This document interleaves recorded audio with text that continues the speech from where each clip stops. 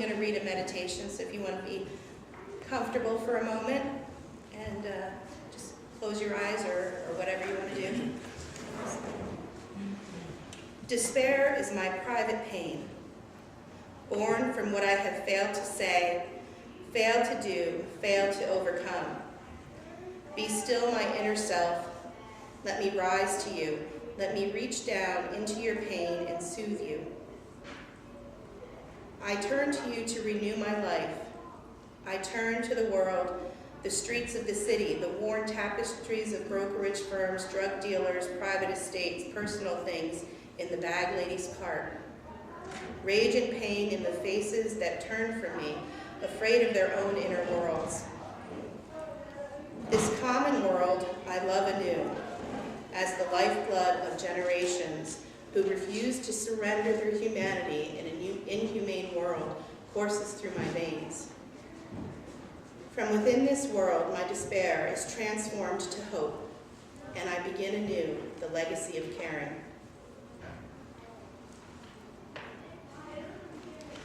Sometimes the words of the songs that we play, and I know I spend a lot of time agonizing over what songs I'm going to play for service, and we don't always get to really hear the words. The second song we played today was called Well, Well, Well. The man who stole the water will swim forevermore, but he'll never reach the land on that golden shore. The faint white light will haunt his heart till he's only a memory lost in the dark. Dig a hole in the ground straight down to hell. There ain't no more water in that well. When you're down on your knees with nothing left to sell, try digging a little deeper in the well. Take care of your body like you care for your soul. Don't dig yourself into a hole. Until you've paid the price, you can't know what it's worth. The air, water, fire, and earth. Dig a hole in the ground, straight down to hell, till there ain't no more water in the well. When you're down on your knees with nothing left to sell, try digging a little deeper in the well.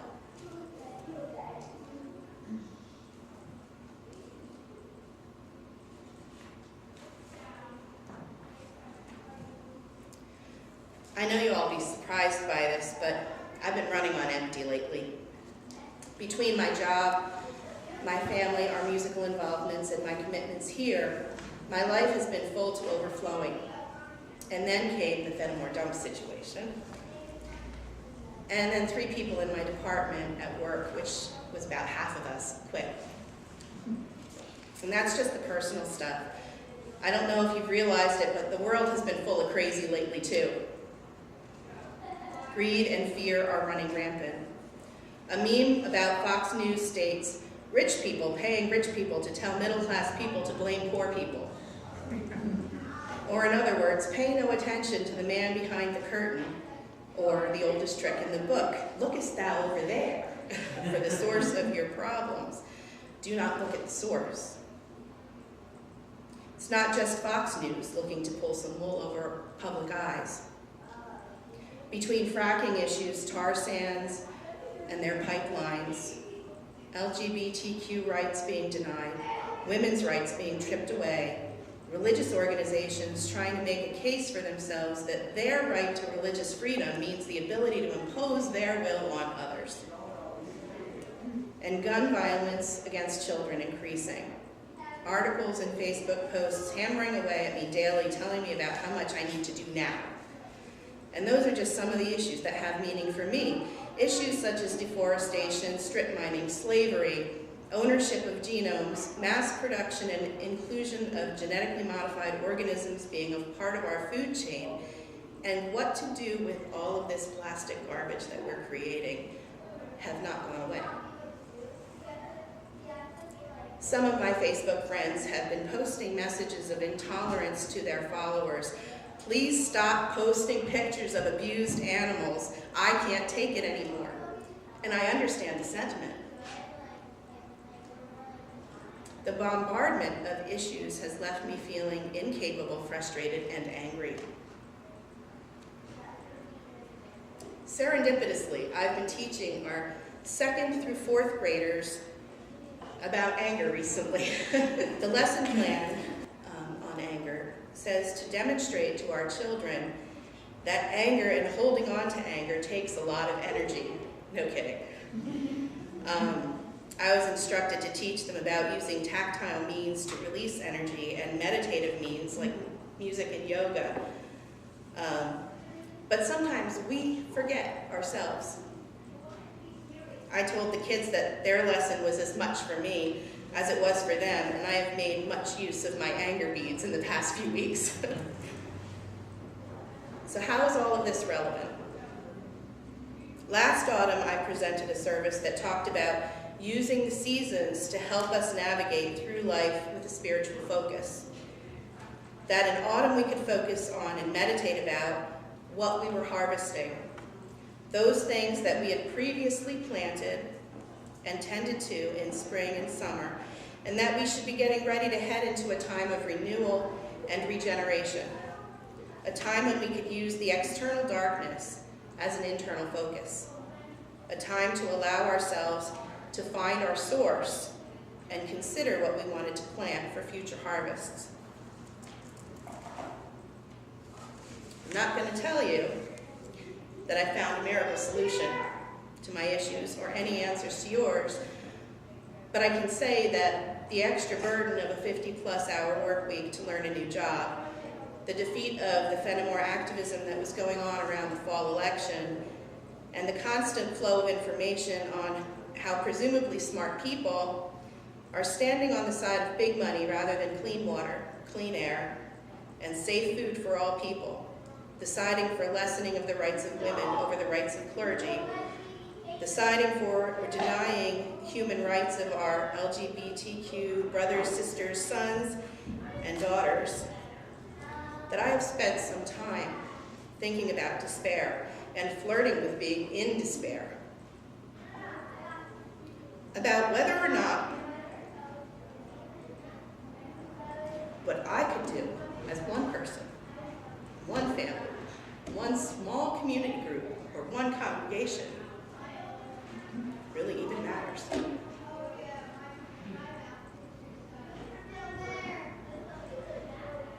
And I spent some time doing nothing about any of it. I was too tired, too cold. All of us were too cold. Too frozen in the ice of winter. Too overwhelmed and too depleted. But the season is turning. We are by and large creatures who worship the light. And with the light's return, the desire to be active, to be activist, and be a part of the change has returned as well. In her book, Women's Studies in Me, Annis Pratt writes, "What you say is common clay," my mother used to tell me. "What you do is you." By the time I was 10, I had heard about Gandhi and thought that nonviolence must be a really powerful method for social change if he could take on the whole British Empire. At college, I saw Martin Luther King Jr.'s concept of social justice was grounded in specific actions, and by graduation I had decided to accept as my personal credo Aristotle's belief that a life should be based on actions rather than ideas. Sounds very Unitarian to me, and certainly I believe that is one of the reasons I found my way here. Unitarians have a history of making a ruckus, speaking out against what is wrong in the world, and speaking for the seeking of truth and justice. Is there a seemingly insurmountable list of problems, wrong action, wrongdoings, greed-driven companies, power-hungry politicians? Yes. And there is a list just as long of people and organizations who are trying to do what they can to make it right. But no one can go it alone. No one can do everything, and everyone has a limit. The work that needs to be done in the world is important work, and will only be accomplished through the work of many hands and many voices. I have a list of activist friends and acquaintances People who are making fighting back their life's work.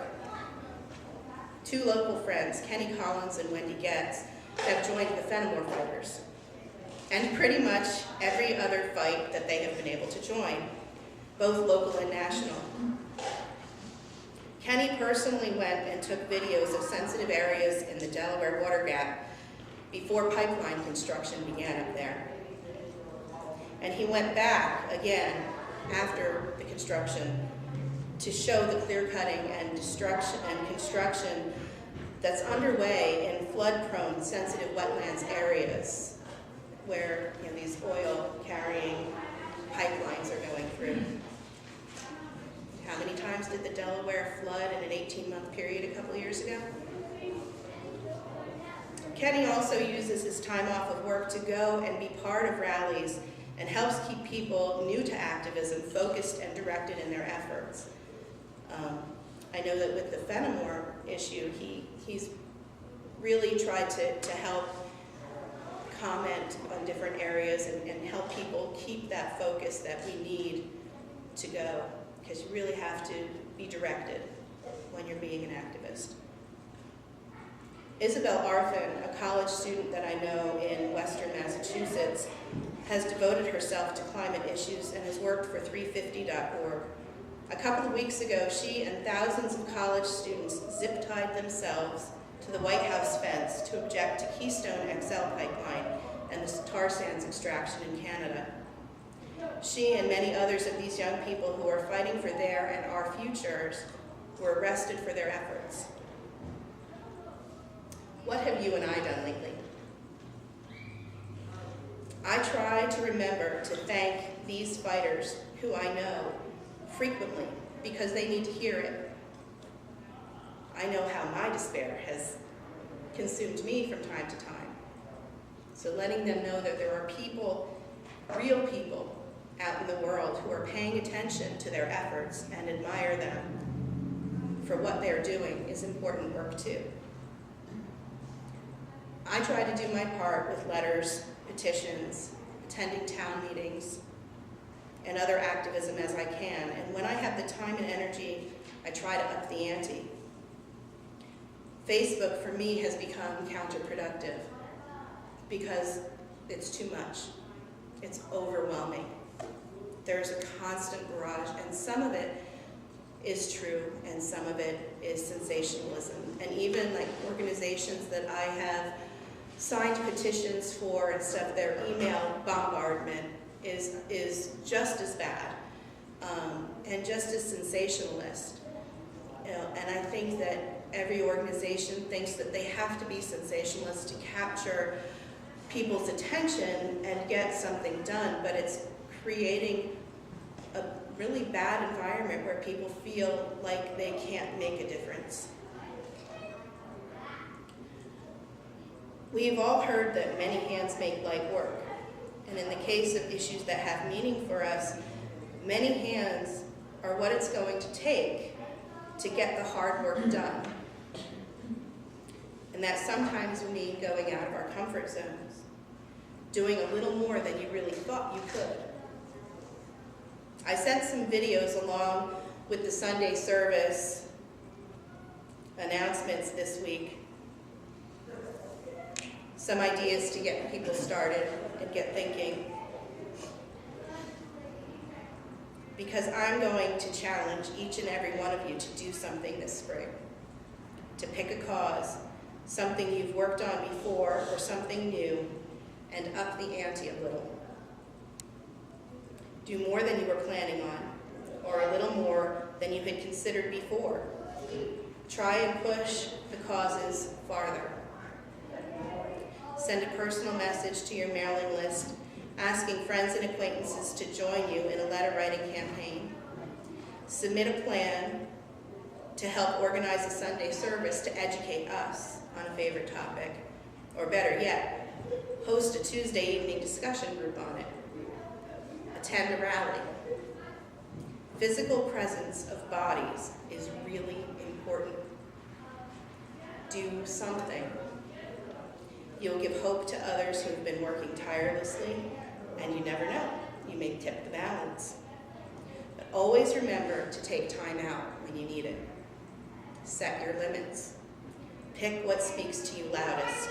Okay, and maybe what speaks to you second and third loudest as well. But don't try to do everything. It's too overwhelming. And you might just succumb to the despair that I was mentioning earlier. And that's counterproductive for everything. Find your own inner cycle, or do what I've tried to do and follow the sacred circle of the year, going in for winter and out for spring.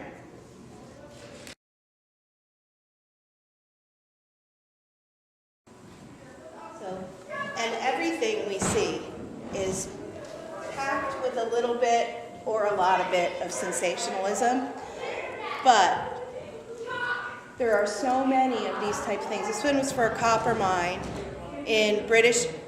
This one, everything is packed with a little bit of sensationalism, and certainly this is no different. This particular fight is happening in British Columbia and Western Canada, but it's places like these that are so vulnerable because they're far away from a lot of people. So big companies that find a resource to exploit think that they're going to have an easier time doing it because there's nobody there to stop them. The tar sands issue is a huge issue. The extraction is really bad for the environment. The movement of it is very bad for the environment, and the use of it is very bad for the environment. And yet, because the tar sands that they're mining for are in a part of Canada that is largely empty, this hasn't been addressed, hasn't stopped. There's images of what the area was like before the extraction started and what it looks like now. And why we're doing this when we have the big giant yellow ball in the sky that can give us energy, and spending all this money on extracting something that is so bad for everybody in so many ways, except for people who are making money on it. So local issues are really good, but it's also important to keep an eye on what's going on globally. Here's just a couple of memes that I picked up. I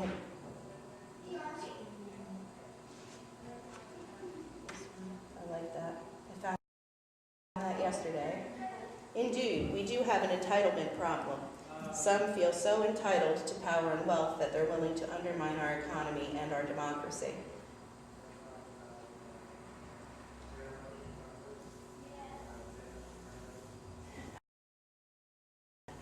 I always love it when I hear these things in the news too, because it seems so simple, and yet.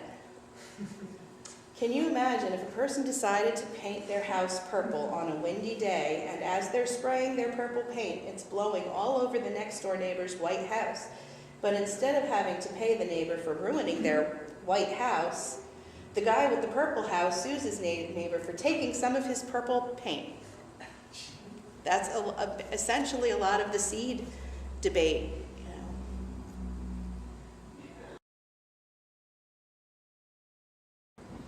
That particular video was from issues that are still happening, that have been happening since the 80s, with clear cutting of forests in faraway lands. So being cognizant of what is going on in the world around, as well as paying attention to what we can do at home, is very important. And since then, that was, I think, specifically about Brazil and clear cutting in Brazil to make room for more cattle farmers to feed our beef industry. On the top of the programs, I didn't get one this morning. I handed them to somebody, and they handed them to everyone else. But Earth provides enough to satisfy every man's need, but not every man's greed.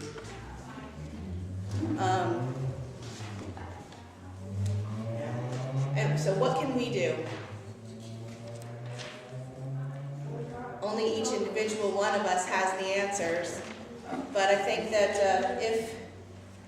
if there's a desire, I can create a place on our website where we can each put things that are meaningful to us, issues that we would like to see some action on, and that where everybody else can go so that we can at least help each other out and support the causes that are close to our hearts as a congregation.